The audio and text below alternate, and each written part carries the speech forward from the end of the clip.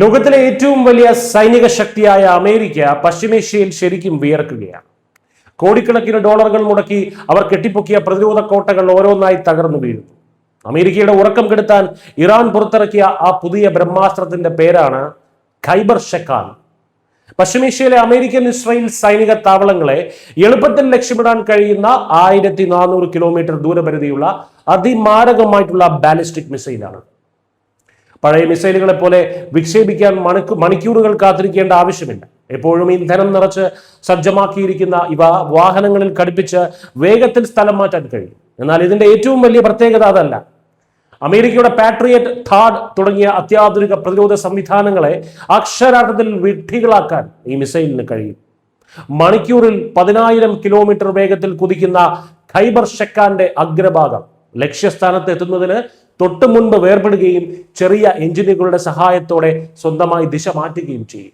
ഇതോടെ അമേരിക്കൻ പ്രതിരോധ റഡാറുകൾക്ക് ഇതിന്റെ സഞ്ചാരപഥം പ്രവചിക്കുന്നത് പൂർണ്ണമായും അസാധ്യമായി മാറുന്നു. കേവലം ഒരു ആയുധം എന്നതിലുപരി അമേരിക്കയെ സാമ്പത്തികമായി തളർത്താനുള്ള ഇറാന്റെ വലിയൊരു മാസ്റ്റർ പ്ലാൻ കൂടിയാണിത്. ഇറാന് ഖൈബർ ഷെക്കാൻ മിസൈലുകൾ നിർമ്മിക്കാൻ വളരെ ചെറിയൊരു തുക മാത്രമേ വരുന്നുള്ളൂ. എന്നാൽ ഇവയെ ആകാശത്ത് വെച്ച് തകർക്കാൻ അമേരിക്ക ഉപയോഗിക്കേണ്ടി വരുന്നത് കോടിക്കണക്കിന് ഡോളർ വിലമതിക്കുന്ന പ്രതിരോധ മിസൈലുകളാണ്. അതായത് ഇറാന്റെ ഓരോ വില കുറഞ്ഞ മിസൈലിലും കത്തി അമരുന്നത് അമേരിക്കയുടെ കോടിക്കണക്കിന് ഡോളറുകളാണ്.